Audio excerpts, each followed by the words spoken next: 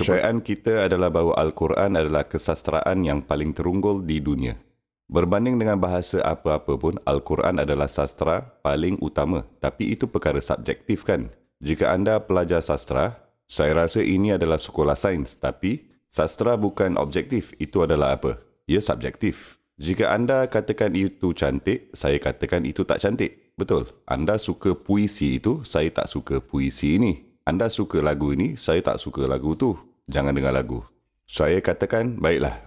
Baik, anda suka lukisan ini. Saya tak suka lukisan itu. Ia subjektif. Jadi anda boleh berpendapat bahawa sastra adalah apa? Ia subjektif. Tapi biar saya mulakan di sini bahawa Allah mengatakan bahawa Al-Quran adalah balagh. Ia adalah kaedah komunikasi. Dan tujuan berkomunikasi adalah untuk mempengaruhi pendengar. Jika kita mahu menilaikan sesebuah sastra yang lebih baik, ia sepatutnya berdasarkan apa? Macam mana kita nak ukur? Apakah pengaruhnya? Apakah kesannya terhadap dunia? Apakah perubahan yang ditimbulkannya? Bagaimana ia mengubah orang? Bagaimana ia mempengaruhi tingkah laku? Bagaimana ia mengubah tingkah laku orang? Bagaimana ia memerintah seseorang? Itu semua akan menjadi hakim untuk menilaikan. Itu pengukurnya. Praktikal kan? Kekuatan sesebuah ucapan dalam kesastraan apa-apa pun, anda boleh mengatakan itu indah. Tapi saya kata tak pun, tak indah pun, saya rasa itu fiksyen je. Atau anda boleh mengatakan itu indah dan itu telah mengubah hidup saya, cara hidup saya. Dan jika anda mengkaji fakta ini dalam sejarah, tidak ada masyarakat dalam dunia yang telah mengalami transformasi berdasarkan satu teks seperti mana cara orang Islam mengalaminya. Melalui apa? Dengan apa? Dengan Al-Quran. Tidak ada masyarakat dalam peradaban manusia, tidak pernah. Tapi, adakah kita percaya bahawa setiap ayat Al-Quran adalah keajaiban? Adakah kita percaya bahawa ayat-ayat itu adalah keajaiban sejak ia diturunkan atau di kemudian hari? Dari situ, keajaiban sejak awal ia diturunkan. Komunikasi pertama yang kita dapat dengan Al-Quran. Interaksi pertama manusia dengan Al-Quran. Setiap ayat Al-Quran adalah keajaiban. Inilah yang kami percayai. Berapa banyak ayat dari Al-Quran adalah berbentuk ramalan? Sikit aja. Berapa banyak ayat dari Al-Quran yang dikhaskan untuk fenomena saintifik? Sikit aja. Berapa banyak dari perkara itu yang diketahui oleh orang Arab pada masa itu? Diorang hampir tak tahu apa-apa pun. Jadi, apakah yang telah memukau orang-orang Arab pada masa itu? Kenapa setiap kali apabila Rasul kesayangan kita, SAW, membuka mulutnya dengan Al-Quran, mereka yang lain tercengang? Diorang ni tak tahu nak kata apa. Abu Jahal, Abu Sufyan, Akhnas bin Syuraik, ketiga-tiga orang ini sangat membenci Rasul SAW. Mereka adalah ketua orang Quraisy. Diorang ni senior. Mereka adalah golongan ahli fikir. Dan diorang ni akan menyelinap di tengah malam dan meletakkan telinga diorang dekat rumah Nabi SAW untuk mendengarkan Al-Quran dibacakan. Dan kemudian mereka akan menyelinap keluar sebelum pagi. Dan apa yang berlaku pada malam pertama ialah mereka saling terserempak. Dan diorang tak sedar akan kehadiran yang lain. Jadi, laki pertama cakap, "Kau buat apa kat sini?" katanya. Kau tu apa yang kau buat kat sini? Betul, okey. Mereka tahu apa yang mereka buat kat sana kan? Jadi mereka bersumpah mereka tak akan datang lagi.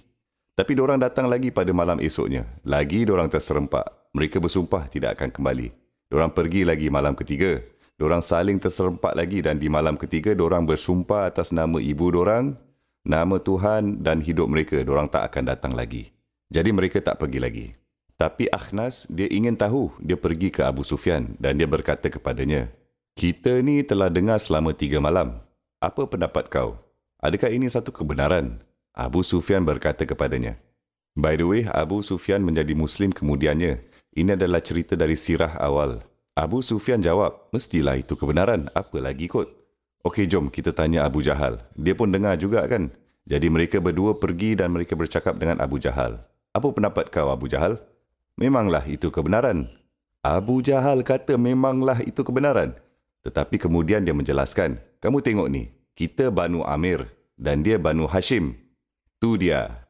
Sebelum saya bagi tahu anda lagi apa yang dikatakan seterusnya, apa yang dia telah pertimbangkan, ucapan itu ke atau pemberi ucapan itu? Penolakan mereka terhadap kenyataan kebenaran bahawa kata-kata ucapan Al-Quran sekuat mana pun, sebenar mana pun, sempurna mana pun, macam mana ia memukau dengan gayanya pun, kita tak bersedia menerima orang ini kerana ketika Banu Hashim bersedekah, kita boleh fight. Ketika mereka berperang, kita boleh fight. Apabila mereka menunjukkan keberanian, kita boleh fight.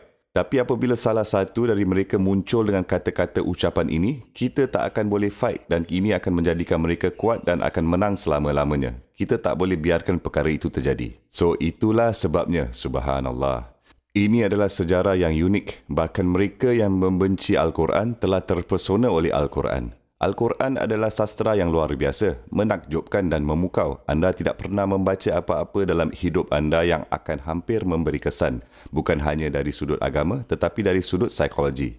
Anda tidak akan terpengaruh dengan apa-apa yang anda akan dengar atau baca seperti anda akan oleh Al-Quran. Tragedi zaman sekarang ialah kita telah mengurangkan Al-Quran menjadi terjemahan sahaja dan mengurangkan Al-Quran kepada petikan-petikan yang terpencil yang tertentu yang sebenarnya kita tidak dapat melihat kekuatannya, bagaimana ia menyampaikan mesejnya. Dan ini adalah masalah besar. Para sarjana Arab tidak menghadapi masalah ini. Mereka dapat melihatnya. Mereka dapat melihat keindahannya. Mereka faham. Ini adalah masalah bagi kebanyakan orang umat ni yang sedang pula mengalami defisit iman sebagai permulaannya. Dan jika kita dapat melihat keajaiban ini dan mereka dapat melihat kekuatan Al-Quran yang memukau ini, sekurang-kurangnya mendengarkannya selalu, kita semestinya akan dapat melihat perubahan sikap, perubahan dalam hal kekaguman. Inspirasi yang kita ambil dari Al-Quran ini, ia akan dapat menjadikan ia hubungan yang berbeza. Dinamik hubungan dengannya akan berubah.